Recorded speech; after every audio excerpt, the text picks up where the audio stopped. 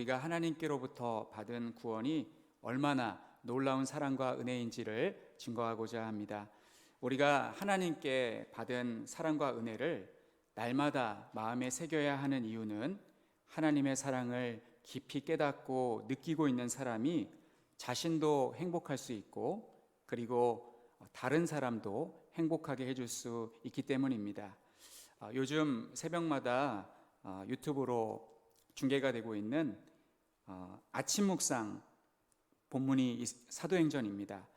사도행전 말씀을 쭉 보면서 많은 은혜를 받고 있는데, 사도 바울은 에베소 지역에서 무려 3년 동안이나 복음을 전하고 교회를 세웠습니다. 사도행전 20장 정도 되는 부분에 그 내용이 상세하게 기록되어 있습니다. 오늘 본 성경이 에베소서이기 때문에 에베소에 대해서 잠시 연구를 해보았습니다. 에베소는 항구 도시로서 금융과 상업이 발달하여서 사람들의 왕래가 빈번한 당시에 고대의 인구가 20만에서 25만이 될 정도로 큰 도시였습니다.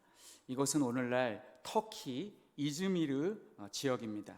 지금도 이즈미르는 터키의 제1 수출 무역항으로 상공업의 중심지입니다. 우리나라로 따지면 부산 정도 되는 것 같습니다. 에베소는 건축술도 발달하여서 고대에 세워진 아데미 신전은 세계 7대 불가사의라고 불릴 정도로 그 규모가 대단합니다.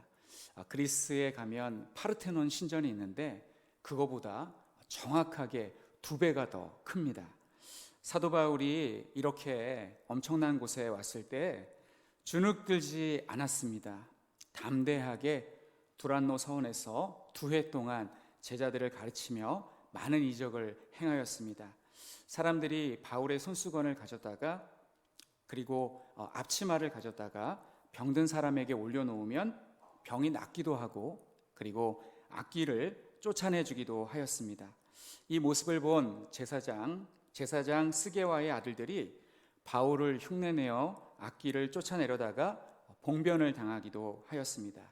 그리고 마술을 행하던 많은 사람들이 바울의 메시지를 듣고 회개하고 자기들의 책을 다 가지고 와서 모든 사람 앞에서 불살랐는데, 책이 얼마나 많았던지 그 값이 은 5만이나 되었다라고 했습니다. 그러나 이곳에서의 사역이 순탄치만은 않았습니다. 바울은 데메드리오의 모함으로 큰 위기를 만나기도 하였습니다. 데메드리오의 선동으로 흥분한 에베소 시민들은 바울을 2만 5천 명을 수용할 수 있는 대규모 연극장으로 붙들고 가서 크다 아데미 여신이여 라는 말을 2시간 동안이나 하였습니다. 축구 선수들이 원정 시합을 가서 홈팬들의 광적이고 비이성적인 야유와 고함 소리를 들으면 사기가 떨어진다고 합니다. 사도 바울도 이곳에서 큰 공포를 느꼈을 겁니다. 소요가 그치자 사도 바울은 이곳에서의 3년간의 사역을 마치고 마게도냐로 떠납니다. 오늘 본문인 에베소서는 사도 바울이 이때 세운 에베소 교회 성도들을 생각하면서 로마 감옥에서 쓴 편지입니다. 훗날 에베소 교회는 사도 요한이 반모섬에서 계시를 받을 때 첫 번째 말씀을 받은 교회입니다. 예수님은 에베소 교회를 일컬어서 처음 사랑을 버렸다고 책망하셨습니다. 사도 바울이 에베소 교회를 떠난 후에 에베소 교회 성도들은 바울로부터 복음을 듣고 믿었음에도 불구하고 자신들이 구원받은 하나님의 백성이라는 분명한 자기 인식을 갖지 못했습니다. 이 소식을 전해 들은 바울은 로마 감옥에 갇혀 있었기 때문에 갈 수는 없었고 대신 옥중에서 편지를 써서 보냈습니다. 그래서 에베소서를 읽으면 우리는 나는 구원받은 하나님의 백성이 틀림없다라는 확신을 갖게 됩니다.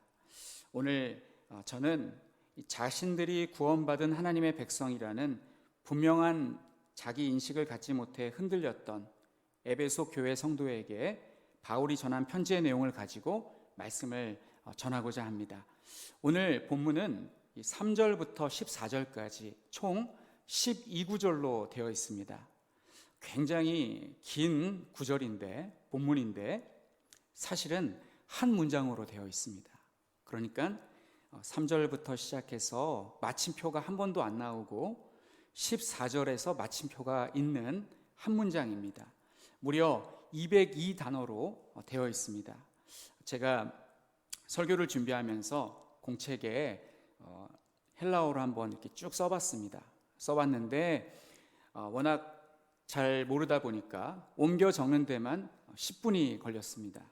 이렇게 길고 해석하기 어려운 문장을 누군가 잘 번역해 주어서 편하게 읽을 수 있으니 얼마나 감사한 일인지 모르겠습니다. 사도 바울은 오늘 본문 말씀 첫 문장을 이렇게 시작하고 있습니다. 첫 성이 찬송하리로다 라는 말로 시작하고 있습니다. 성경을 보면 첫 문장을 이와 같이 찬송을 받으시옵소서 라고 시작하는 말씀이 여러 군데 나옵니다. 이런 양식을 베라카 양식이라고 부릅니다. 역대하 20장 26절 말씀을 보시면 브라가 골짜기가 나옵니다. 함께 읽어보겠습니다. 넷째 날에 무리가 브라가 골짜기에 모여서 거기서 여호와를 송축한지라. 그러므로 오늘날까지 그곳을 브라가 골짜기라 일컫더라. 이때 나온 브라가가 베레카와 같은 뜻입니다. 무엇 때문에 사도 바울은 이렇게 탄성을 내지르면서 하나님의 은혜를 찬송하고 있을까요? 그것은 하나님께서 그리스도 안에서 하늘에 속한 모든 신령한 복을 우리에게 주셨기 때문입니다.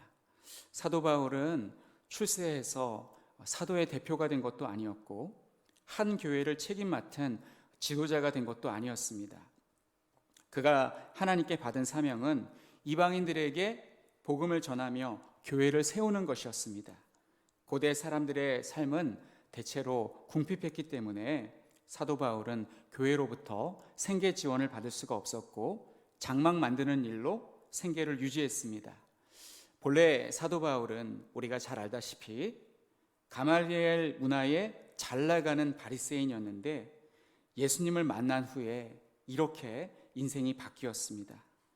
바울은 사울의 추격 때문에 맨날 도망다녔던 다윗처럼 항상 쫓기는 신세였고, 그리고 지금 이 글을 쓰고 있는 장소도 감옥입니다. 도대체 하늘에 속한 신령한 복이 무엇이길래 바울은 이렇게 찬송이 터져 나오면서 쉬지 않고 14절까지 단번에 하나님을 찬양하는 편지를 기록하고 있는 것일까요? 이 시대 사람들과 세속적인 성도들은 하늘에 속한 신령한 복, 사도 바울이 그토록 감탄하고 기뻐하고 또 증거하고 싶어하는 이 복에 대해서 큰 관심이 없습니다. 이 땅에서 누리는 의식주와 관련된 복이 전부라고 생각합니다. 어떤 옷, 그리고 맛있는 먹을거리, 그리고 좋은 집, 좋은 차, 이런 것에만 관심이 있고 하늘에서 하나님께서 주시는 신령한 복에 대해서는 큰 관심이 없습니다.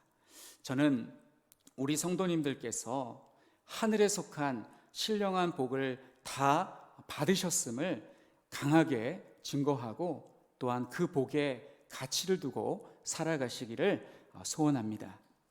그렇다면 하나님께서 주신 신령한 복이 무엇이 있을지 오늘 본문 말씀을 보면서 살펴보도록 하겠습니다. 대략 5가지가 있습니다. 첫째는 하나님께서 창세 전에 우리를 택하신 것입니다. 저는 성경 말씀 중에 인간의 한계를 뛰어넘는 말씀이 본문 4절 말씀이라고 생각합니다. 하나님께서 나를 택하신 시기가 기록되어 있습니다. 시편 139편 16절 말씀을 보면 내 형질이 이루어지기 전에 주의 눈이 보셨으며 나를 위하여 정한 날이 하루도 되기 전에 주의 책에 다 기록이 되었나이다 라는 말씀같이 내가 태어나기도 전에 하나님께서 나를 택하셨다라는 다윗의 고백도 놀라운데 오늘 본문 4절 말씀은 나를 택하신 시점이 창세 전이라고 말씀하고 있습니다. 생각해 보십시오. 창세기 1장 1절 말씀이 태초에 하나님이 천지를 창조하시니라입니다. 그런데 천지가 창조되기 전에 하나님께서 우리를 택하셨다라는 말씀입니다. 우리는 내 생각의 크기만큼 하나님의 크기를 제한하는 경우가 많이 있습니다. 즉, 내가 이해하는 만큼 하나님을 이해하는 것입니다.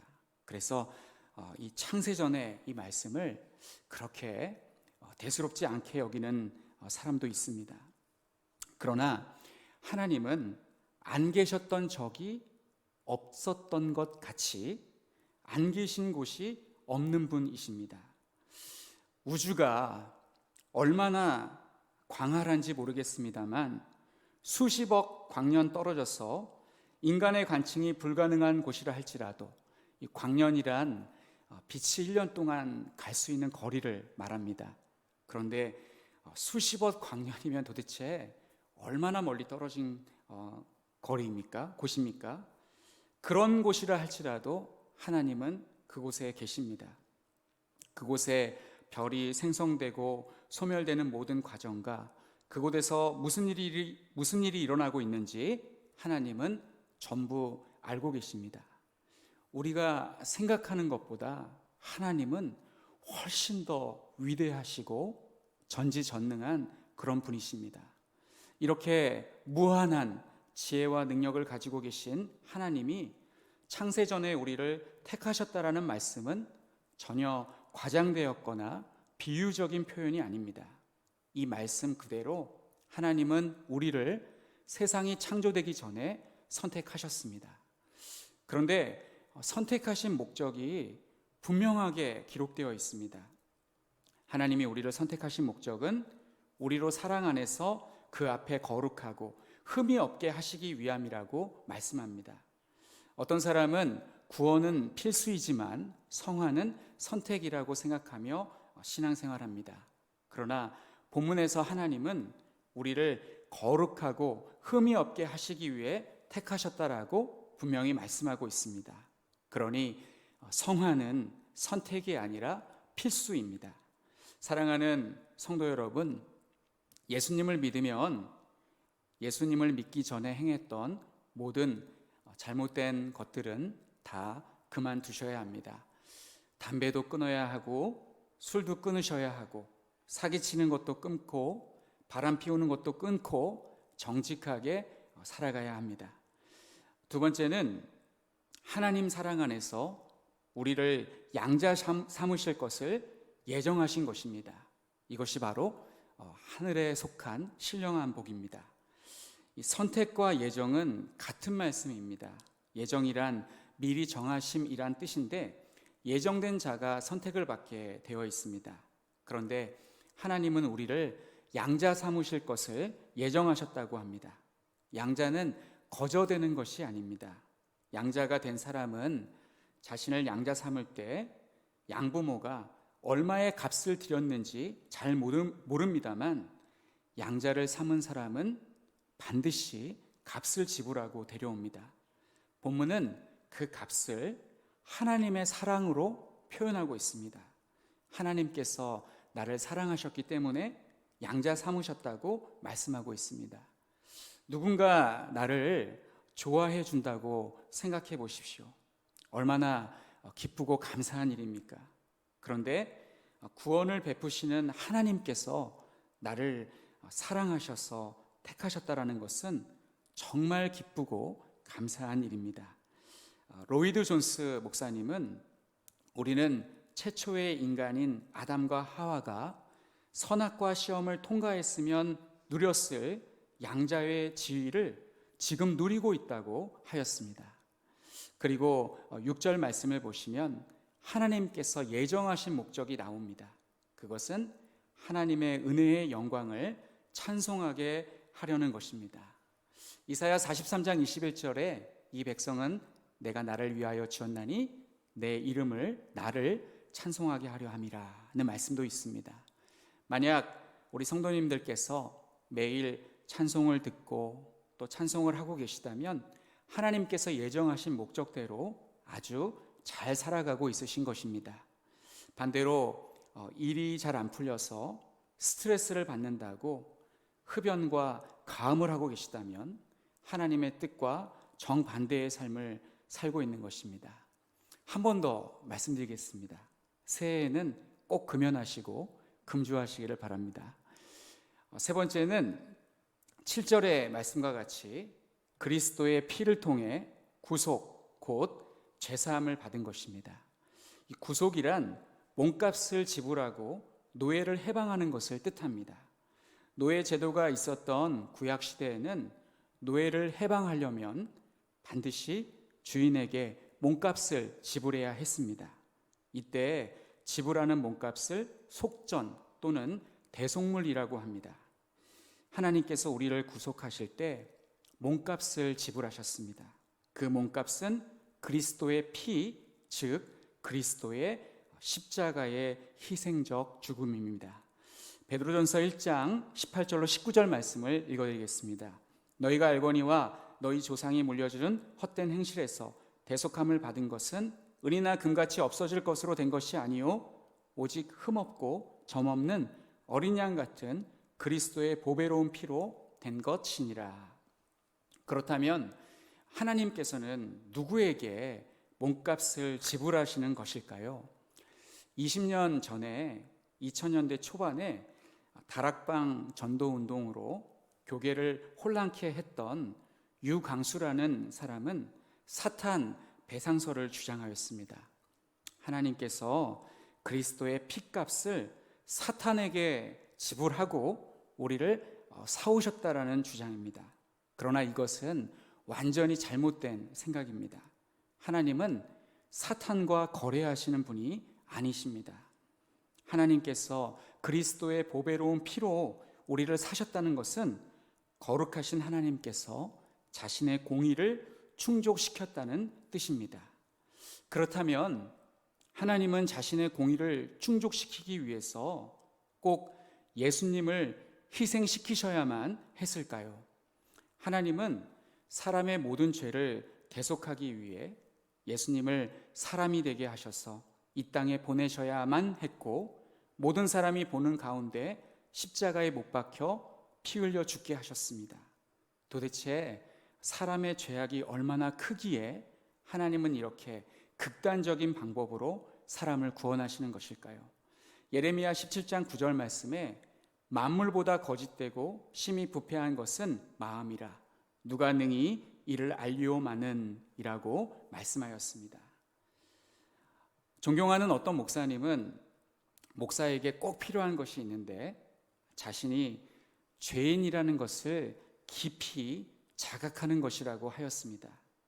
우리는 사도 바울처럼 자신을 일컬어서 죄인 중에 괴수라고 고백할 수 있어야 합니다. 우리는 자기밖에 모르는 아주 이기적인 존재입니다. 그럼에도 불구하고 우리는 나에게 불신자에게는 없는 하나님을 향한 착한 심성이 있어서 예수님을 믿은 것이라고 생각하는 경향이 있습니다. 이러한 생각이 나중에 공로의식으로 발전하게 됩니다. 공로의식은 우리 마음의 암세포와 같은 생각입니다. 이러한 생각을 미연에 뿌리 뽑지 못하면 나중에는 돌이킬 수 없는 괴물이 되어버립니다.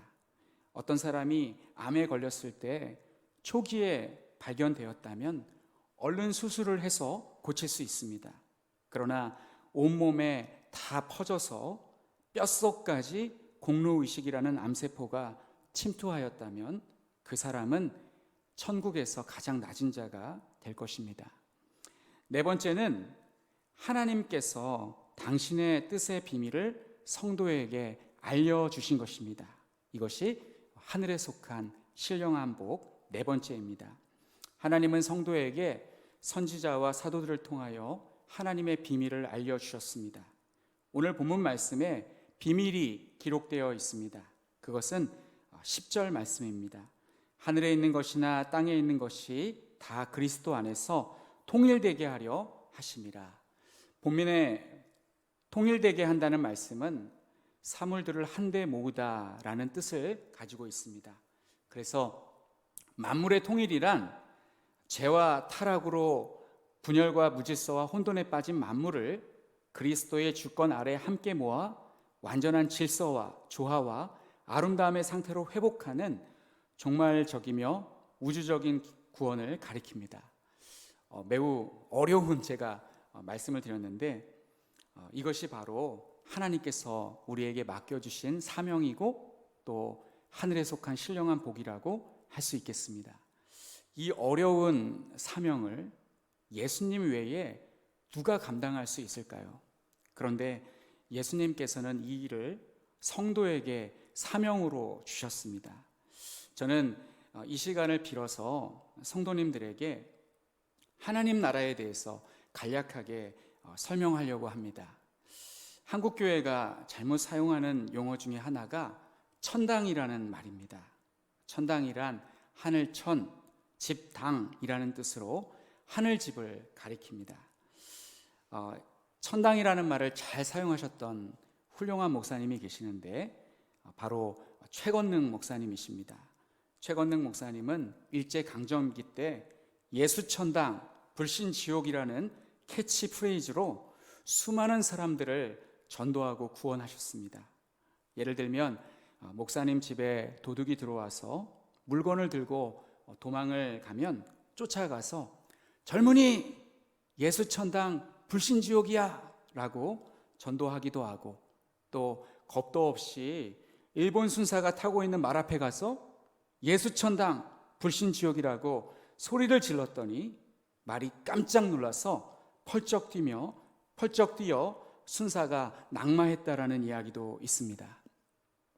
최건등 목사님은 예수 믿으면 구원받는다라는 말씀을 사자성어로 예수천당 그리고 불신지옥 이렇게 축약해서 힘있게 복음을 전하여서 지금도 성도들에게 기억되는 불멸의 이순신이 아니라 불멸의 목사님이 되셨습니다.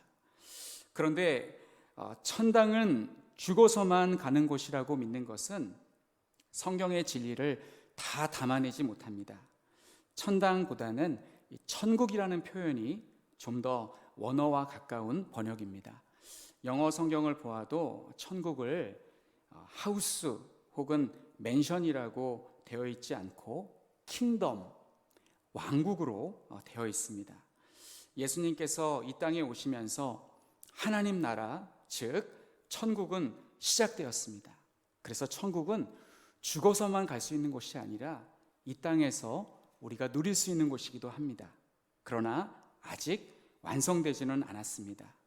우리는 이미 시작되었으나 아직 완성되지 않은 천국을 살아가고 있습니다. 그러나 예수님을 영접하여 그분의 통치를 받는 우리는 이 땅에서 천국을 누리며 경험하며 살아야 합니다. 이것은 찬송가 438장의 가사에 잘 담겨 있습니다. 내 영혼이 은총 입어 중한제짐 벗고 보니 슬픔 많은 이 세상도 천국으로 화하도다. 할렐루야 찬양하세. 내 모든 죄 사함 받고 주 예수와 동행하니 그 어디나 하늘나라. 이처럼 이 땅에서도 천국을 맛보며 누리며 우리는 살아갈 수 있습니다. 그러나 이 땅은 인간의 탐욕으로 자연이 훼손되고 인간의 죄악으로 세계 도처에 분쟁이 일어나고 사회 곳곳에 범죄가 성행하고 있습니다. 그런데 어떻게 이곳을 천국이라고 부를 수 있습니까? 우리가 아무리 노력해도 이 세상은 결국 죄악으로 멸망하고 말 것입니다. 그러니 우리는 이 세상에서 하나님의 나라를 확장시키는 것은 고사하고 예수님 오실 때까지 믿음을 잃지 않도록 지키는 것이 최선이지 않겠습니까? 라고 반문할 수도 있고, 그리고 예수님께서 말씀하셨듯이 이 세상은 악하고 음란하고 패역한 곳일 뿐입니다 라고 반문할 수도 있습니다. 세상의 문화를 죄악시하고 분리되어 살아가야 한다고 주장하는 자들이 있습니다. 그러나 이런 모습은 하나님께서 기뻐하는 성도의 삶이 아닙니다. 우리는 그리스도의 보배로운 피로 정결하게 된 세마포 옷을 입은 사람입니다. 정결하게 깨끗하게 된 의의 옷, 세마포 옷을 입었는데 이 옷에 더러운 것이 묻지 않도록 하면서 살아가야 할까요? 아니면 선한 사마리아인처럼 내 옷에 강도 만난 자의 피가 묻더라도 그를 구조해 주어야 하겠습니까? 우리에게는 세상의 빛과 소금이 되어 주님께서 맡겨주신 사명을 감당하며 살아야 할 책임이 있습니다. 근본주의 신학을 가진 사람들은 세상을 죄악시하고 교류를 끊어야 한다고 생각합니다. 그러나 개혁주의 신학을 표방하는 우리 교단은 세상을 구원할 책임이 우리에게 있다고 가르칩니다. 예수님께서 이 땅에 오셔서 십자가에 못 박혀 죽으시고 부활하신 날을 디데이라고 합니다. 디데이란 결전의 날이라는 뜻입니다. 사탄은 이 사건으로 큰 타격을 받았습니다. 6.25 전쟁에 비유하자면 인천 상륙 작전이 성공함에 따라서 북한군은 보급로가 끊어지고 도간의 든쥐가 되었습니다. 그러나 유엔군과 국군이 완전히 승리한 것은 아니었습니다. 끝까지 싸워 적을 완전히 소탕해야 전쟁에서 승리하는 것처럼 우리는 예수님께서 오실 V데이, 승리의 날을 고대하며 영적 전투를 해야 합니다. 세상을 대적하고 불신자와 싸우는 것이 영적 전쟁이 아닙니다. 영적 전쟁이란 복음을 전하고 예수님의 사랑을 전하며 하나님의 나라를 계속해서 확장시켜 나가는 것입니다. 이 세상은 아직 물이 바다를 덮음같이 완전히 하나님의 통치가 이루어지지 않고 있습니다. 그러나 우리 구주 예수님께서 재림하시면 그렇게 될 줄로 믿습니다. 그날을 고대하며 우리는 하나님께서 맡겨주신 사명을 끝까지 감당해야 합니다. 다섯 번째, 하나님께서 우리에게 주신 하늘에 속한 신령한 복은 성령을 주신 것입니다. 13절 말씀을 보시면 진리의 말씀 곧 너희의 구원의 복을 듣고 그 안에서 또한 믿어야 구원을 받는다고 말씀하고 있습니다. 택함을 받고 예정을 입었다는 말씀과 진리의 말씀을 믿는다는 말씀은 같은 뜻입니다. 즉 택함을 받고 예정을 입은 자는 진리의 말씀을 안 믿어도 된다는 뜻이 아니라 진리의 말씀을 믿는 자가 택함받은 자이고 예정받은 자라는 뜻입니다. 자신이 택함받은 자인지 예정받은 자인지 알 수 있는 방법은 없습니다. 이런 사람은 입맞은 자인데 이 이는 우리 눈에 보이지 않기 때문입니다. 그러나 입맞은 자인지 알 수 있는 방법이 있는데 그것은 진리의 말씀 곧 구원의 복음을 믿는 것입니다. 이것을 내가 마음에 믿고 있다면 그 사람은 택함받은 자이고 그리고 입맞은 자입니다. 그러나 이 복음이 구원의 복음을 믿는 것이 이렇게 중요한데 안 믿어지면 구원할 방법이 없습니다. 구원의 복음은 머리가 좋다고 믿어지는 것이 아닙니다. 세상에는 머리 좋은 사람들이 정말 많습니다. 돈을 버는 사람들을 이렇게 보면 정말 억만장자 수십억 수백억을 보는 사람들을 보면 정말 스마트폰 하나를 가지고 어떻게 그렇게 놀라운 것들을 만들어서 또 스마트폰을 만든 게 아니라 그 안에 있는 소소한 앱을 만들어서 그렇게 거부가 되고 부자가 되는지 모르겠습니다. 정말 머리가 너무너무 좋은 사람들이 세상에 많은 것 같습니다. 그리고 이 법원에서 판사들이 재판하는 것을 본 적이 있습니다. 우리나라 최고의 엘리트들이 이제 법조계에 일하시는 분들인데 그분들이 머리가 굉장히 좋으신 분들입니다. 저는 법원에 가서 재판하는 것을 한번 참관한 적이 있었습니다. 제가 사역했던 교회에 어떤 문제가 있어서 목사님 심부름으로 법원에 가서 참관하고 판결문을 받아오는 그런 일을 한번 한 적이 있었는데, 제가 법원에 가서 상당히 놀랬던 것은 그때 당시 그 교회의 문제가 상당히 얽히고 또 복잡하게 얽히고 설켜 있는 문제였습니다. 그래서 이해하기가 쉽지 않은 내용이었는데 판사가 너무 내용을 잘 파악하고 있는 겁니다. 판사들이 재판하러 올 때에 충분히 공부하고 옵니다. 그래서 사건의 내용을 잘 알고 있었습니다. 판사가 다루는 재판이 한두 건이 아니라 수십 건에 이른다고 합니다. 판사의 책상을 보면 그 서류가 이렇게 높게 쌓여 있는데 이걸 하루에 다 처리해야 된다고 하니 얼마나 고된 일인지 모르겠습니다. 그러나 아무리 똑똑한 판사나 법학자가 진리의 말씀인 성경의 내용을 저는 이해하지 못할 거라고 생각지 않습니다. 충분히 이해하고 잘 파악할 수 있다고 생각합니다. 그러나 잘 알고 이해한다 할지라도 믿지 않으면 구원을 받지 못합니다. 가끔 새신자 중에 좀 답답해 하시는 분들이 있습니다. 목사님의 설교를 들어도 잘 안 믿어진다고 하시는 분들이 있습니다.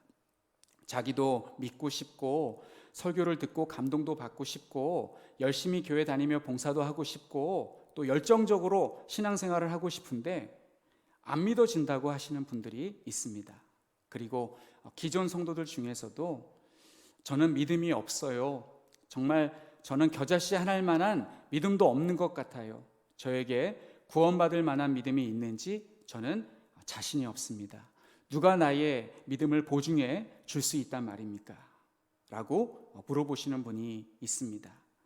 그래서 하나님께서 우리에게 성령을 보내주셨습니다. 인간의 힘으로 하나님을 믿지 못한다는 것을 아시기 때문에 성령을 보내주셨습니다. 성령께서 성도의 마음 가운데 오셔서 우리에게 믿음을 갖게 해주십니다.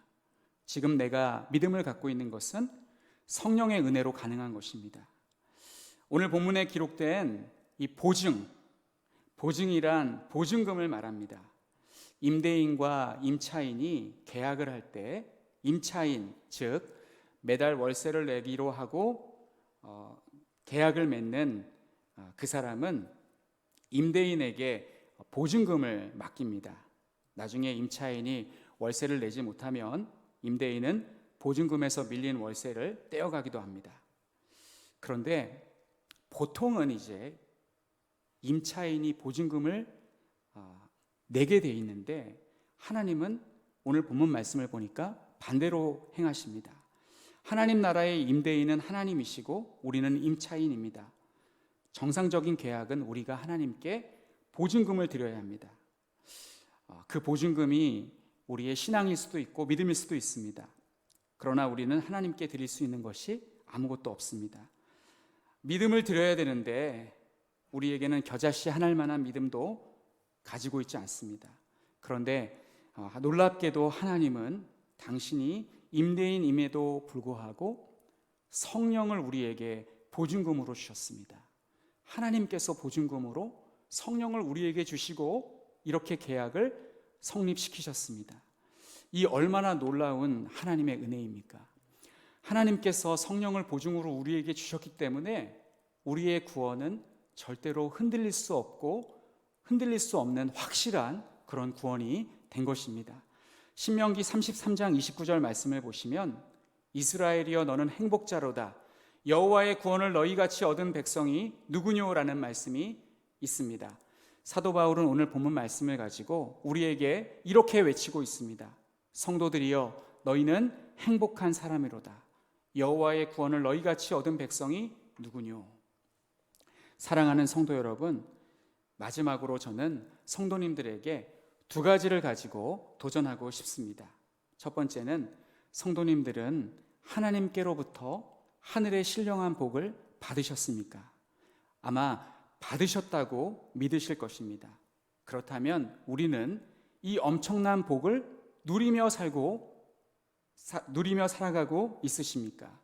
아니면 너무나 큰 복이기 때문에 감당이 안 되어서 그냥 방치해 놓고 계십니까? 한국교회의 많은 성도들이 자기가 소유한 부동산의 가치가 올라서 부자가 되는 육신적인 복은 우리가 실제로 누리는 복이고, 하늘의 신령한 복은 스스로를 위로하기 위한 자구책에 불과하다고 여기며 실감하지 못하고 살아가고 있습니다. 사랑하는 성도 여러분, 우리는 이 땅을 살아가고 있는 천국 시민입니다. 하나님께서 주신 하늘의 신령한 복을 가지고 정말 기쁘고 감사하게 사도 바울처럼 찬송하며 매일을 살아가시는 성도님들이 되시기를 간절히 축원합니다. 두 번째는, 우리는 하나님 나라의 비전을 가지고 있으십니까? 우리 한가람교회 성도님들은 선교에 힘쓰시는 분이시기에 복음이 땅끝까지 전파되기를 간절히 원하고, 전 세계가 하나님의 통치를 받는 하나님의 나라가 되기를 간절히 사모하고 기도하고 계시는 줄로 믿습니다. 해외 각국에 파송된 우리 교회 선교사님들이 그런 마음으로 선교를 하고 있습니다. 그렇다면 우리가 이 땅에서 해야 할 일은 무엇입니까? 선교사님들이 물질에 구애받지 않고 선교를 잘 하실 수 있도록 열심히 후원금을 보내주는 것이 사명의 전부일까요? 그렇지 않습니다. 우리는 선교사님들을 물질적으로 후원할 뿐만 아니라 나 역시 하나님께서 이 땅에 파송한 선교사라는 사명을 가지고 하나님의 통치를 받는 사람답게 죄와 타락으로 분열과 무질서와 혼돈에 빠진 만물을 그리스도의 주권 아래 함께 모아 완전한 질서와 조화와 아름다움의 상태로 회복하도록 열심히 복음을 전하며 살아야 될 줄로 믿습니다. 이렇게 살아가는 것이 하늘에 속한 신령한 복을 누리며 살아가는 것입니다. 신앙이 없거나 신앙이 깊지 않은 성도들은 하늘에 속한 신령한 복을 알지 못하기에 육신의 복을 추구하지 않고 이렇게 살아가는 성도들이 신기하게 보일 것입니다. 그러나 이런 성도가 진짜 성도이고 알곡 성도입니다. 이미 시작된 2021년을 그리스도 안에서 하늘에 속한 모든 신령한 복을 최고의 가치로 알고 누리며 하나님께서 원하시는 바를 이루기를 힘쓰시는 우리 모든 성도님들이 되시기를 간절히 축원합니다. 기도하겠습니다.